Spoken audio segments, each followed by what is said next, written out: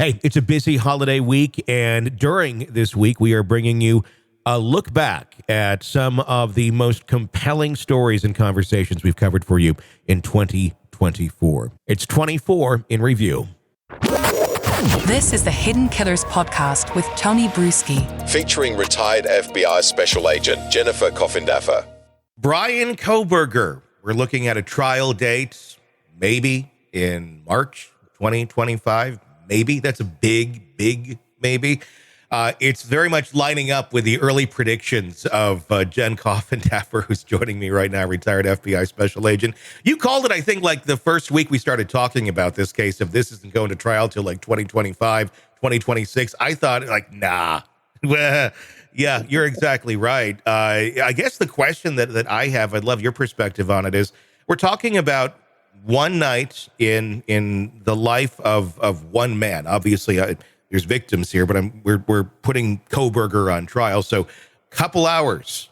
Why does it take nearly 3 years to determine what this person did in the course of those few hours? So, I think the biggest issue here is the fact that it is a death penalty situation. And whenever you have that, the court is going to be much more lenient in terms of providing for plenty of time for the defense to make their, to work on their strategies, to review evidence, so on and so forth.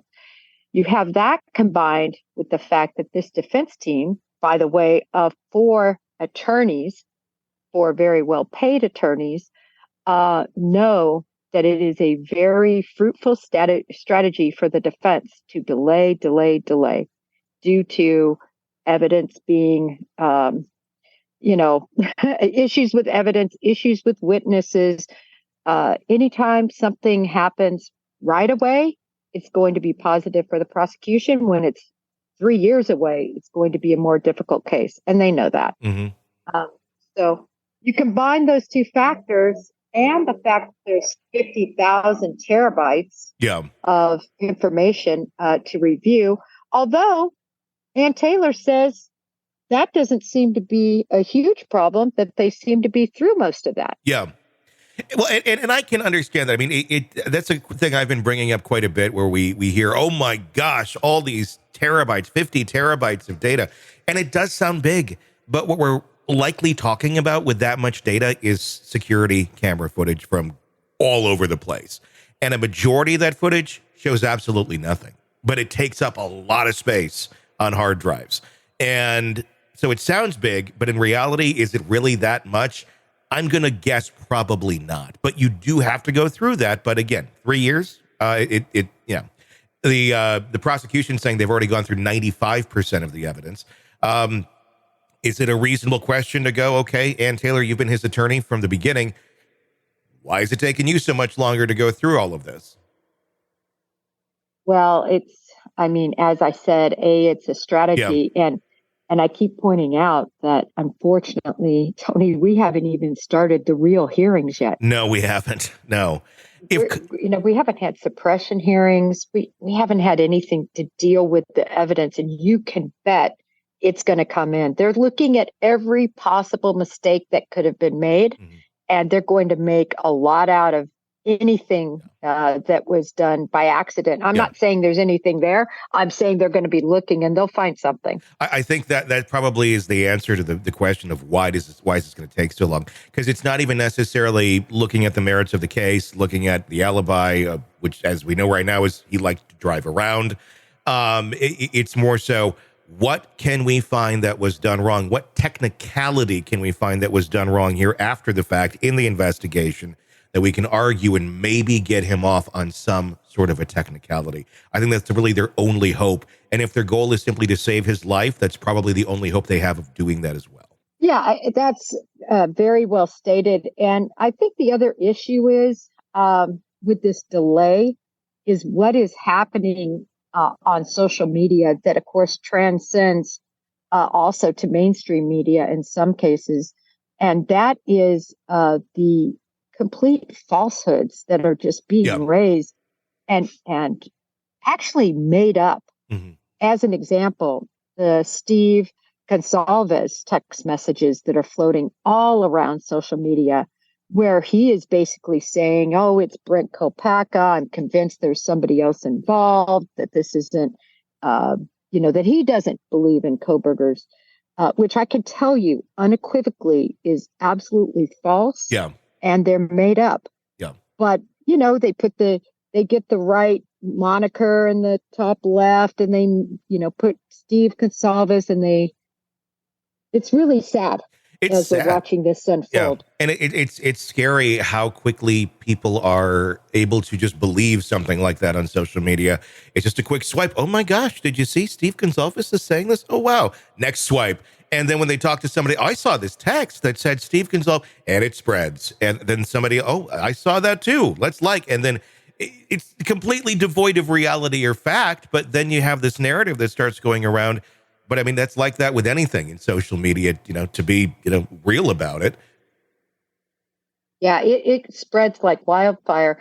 Also, another point, back to your delay situation, we cannot forget that this case right now is sitting before the Supreme Court of Idaho. Yes. In terms of the issue concerning, the grand jury and their findings. And so, they went against the judge, right? They asked the judge, can we do this? The judge said no. Of course, they're going to do it. They're going to send it uphill. And we don't know what the Supreme Court is going to say, if they're even going to look at it. Yeah. Right. So this is even more delay, because the defense is going to say, well, until we hear back from the Supreme Court and something's been decided in that realm, we can't do anything. What could the Supreme Court of Idaho rule on this if they do decide to hear it? Well, they could rule that there wasn't, or that there was. I think there are several issues regarding what happened before that grand jury, and they could rule in favor of the defense in terms of all their points regarding the probable cause. And remember, their big point is that it really, in a grand jury, it shouldn't be probable cause. It should actually be beyond a reasonable doubt. And they, go back, I think, a couple hundred years with some case law. And so it's a very unique and sort of far-fetched philosophy. Mm-hmm. But the Supreme Court could decide to take it up. And I mean, it's possible. I don't think they will, but it's possible.